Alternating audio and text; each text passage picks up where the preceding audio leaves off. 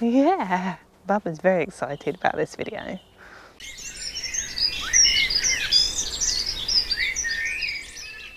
Hi, I'm Lou and this is Lily Rowe, and today we thought we would have a little chat about running Forest School with teenage aged learners. And we know that this is something that some people have asked about, so a big thank you to Jess and Joanna and Becky for inspiring this idea for this video. I guess in the UK, Forest School tends to be predominantly run with younger age groups. So I believe this is probably because the ethos has stemmed from Scandinavian early years practice, and therefore perhaps it has been more easily transferred to those younger age groups, early years, Key Stage 1, maybe primary sector. However, the ethos is very, very adaptable and can be used with any age group. So the core ethos and philosophy will still remain the same. Each session and programme will still adhere to those 6 core principles of Forest School. However, depending on the needs and age of a group, different things might be more prevalent, and so you might come across different issues or need to provide things in a certain way that best fits the needs of that age group. So in this video we're going to share 7 tips with you that I found useful whilst working with teenage groups, particularly focusing on how to get to that state of play or learner-centred ethos that Forest School focuses on. From my experience of working with older pupils at Forest School, it seems that the older you go in mainstream education, the more tricky it is to justify doing Forest School. I guess the constraints of the curriculum and things become more pressing as you go up the age groups. Therefore, it's worth me saying that all my experience of working with secondary age pupils has been groups that are coming to Forest School for a particular reason, so usually for an intervention type reason. So they perhaps have special educational needs, or perhaps they display emotional behavioural difficulties, perhaps they're at risk of exclusion or already being excluded, perhaps they're looked after children and more vulnerable. So in my experience of working with those sorts of groups, the majority attending tend to be boys rather than girls. So I just wanted to say that out front, because of course that's influenced my understanding of working with this age group. So that's where I'm coming from in this video. Tip 1 is to be authentic. Be who you really are, be honest. Don't try to be perfect, try to be a real human being, flaws and all. In this way, you'll more quickly build a trusting relationship with them, which is absolutely essential to then doing the work at Forest School. So we need to form trusting relationships so that the learners feel secure enough to express themselves within Forest School. So it underpins absolutely everything that we do. And remember, trust isn't automatically given just because you're the adult and they're the young person. No, it has to be earned. And at the beginning of a Forest School programme, if you are working with more vulnerable young people, then you're going to have to work really hard to gain their trust, because quite often those young people have been let down by pretty much every adult they've ever known. So you can, if you look at it from their perspective, you can understand some of their behaviours perhaps, because they haven't had those secure, trusting relationships. So how do we do that though? How do we build those secure, trusting relationships through being authentic? Well, we model, we be the change in the world we want to see. So we model the things that we hope to see the learners exhibit. So we need to trust them. If we want them to trust us, we have to trust them. We have to not be judgmental. We have to model enthusiasm and interest in their in their lives and what matters to them. So it's through us modelling our own authentic selves and being vulnerable that allows that relationship to flourish more quickly. Tip number 2 is to balance structure with choice.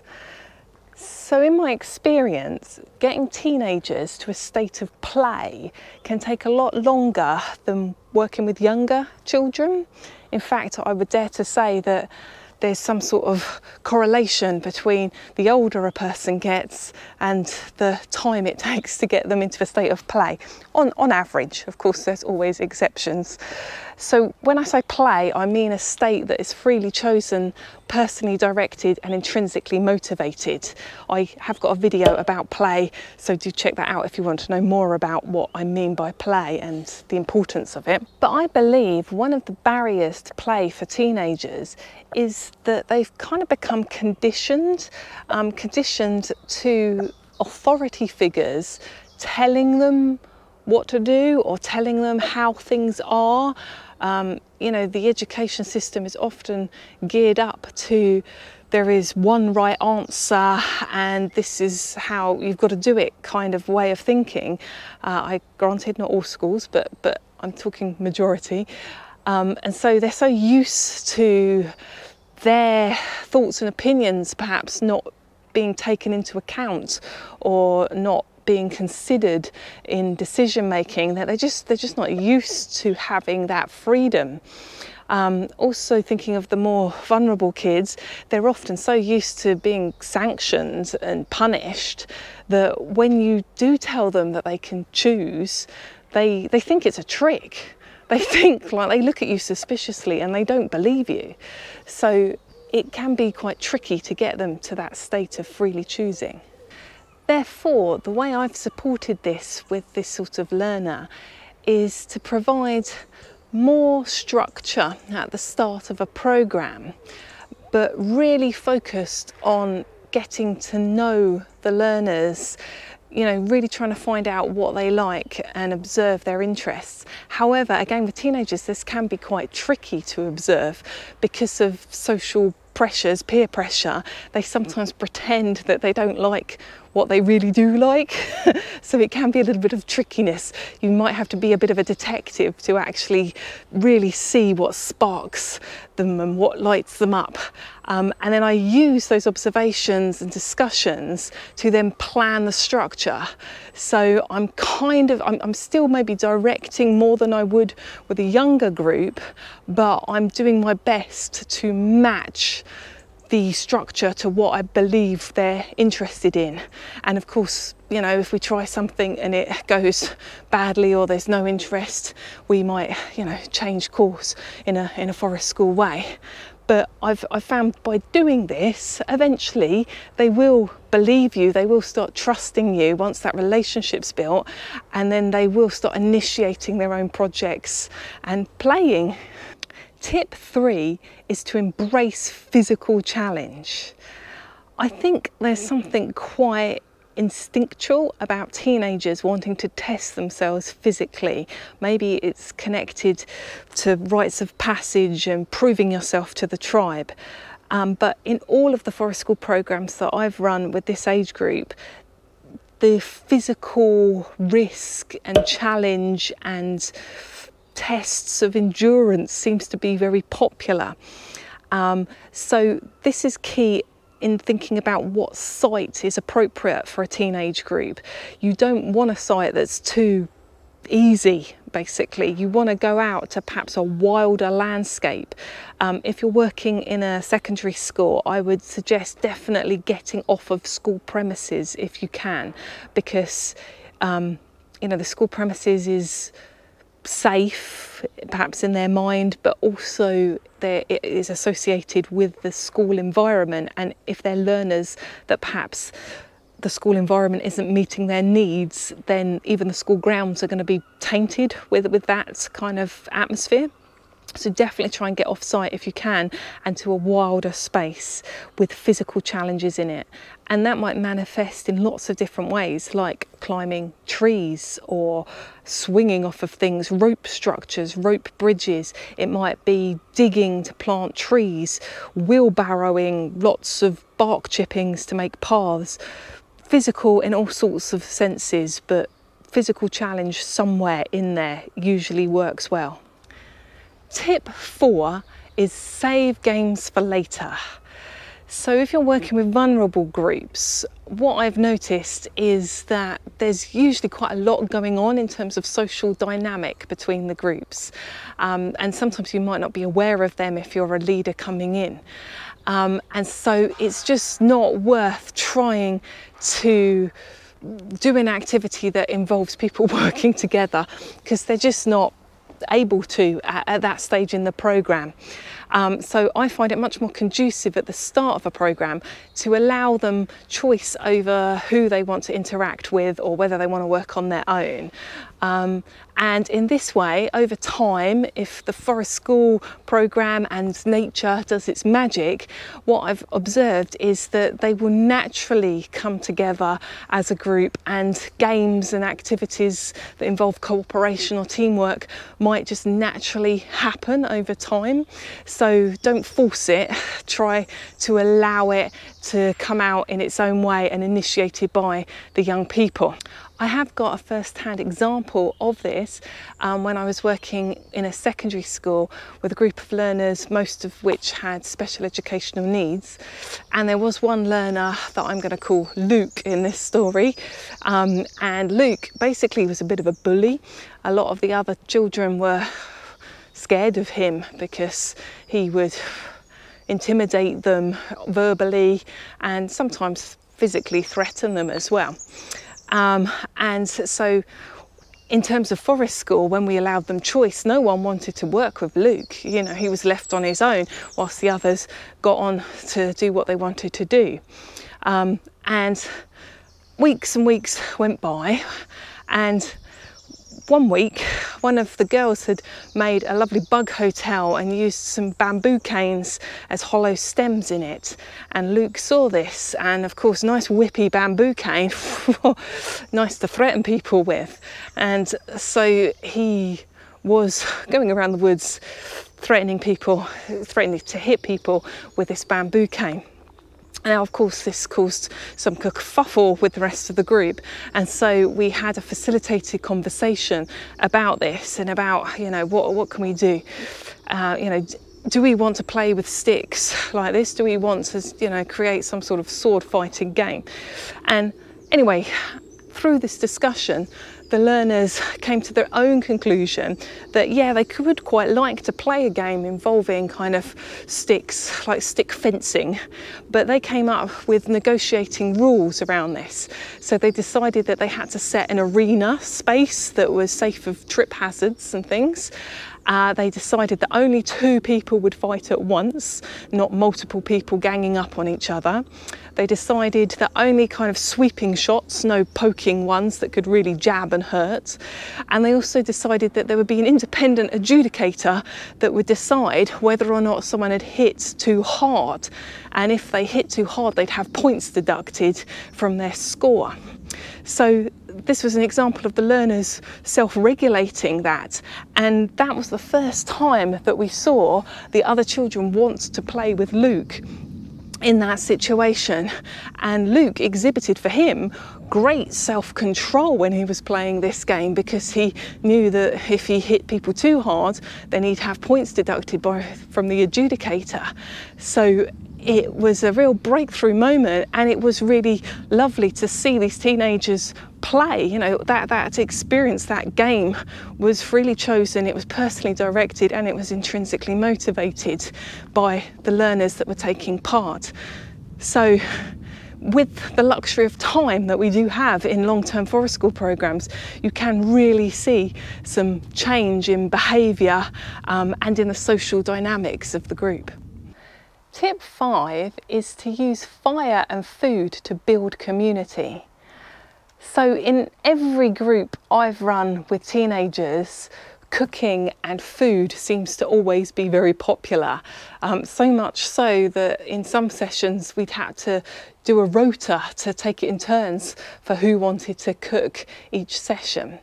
So it tends to be something that, yeah, it's something that motivates teenagers, or at least that's what I've observed. So consider using that to your advantage in Forest School sessions. I always introduce fire quite early on in sessions with secondary aged pupils. Yeah.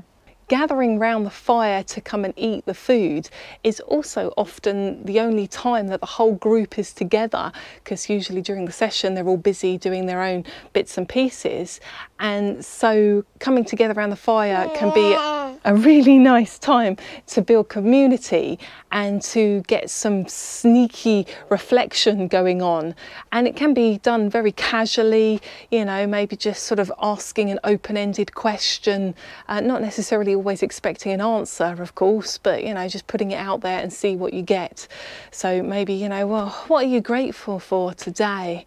What have you discovered today? You could throw out open questions, or sometimes just modelling, saying those sorts of things yourself will be enough of an invite for other people to chip in. So, you know, I'm really grateful today that it's been raining a bit, because I was getting really hot and I enjoyed that cool water on my face. And I discovered that Tyler was really useful at knot tying and helped me rig up that shelter, and that he knew how to tie the round turn and 2 half hitches.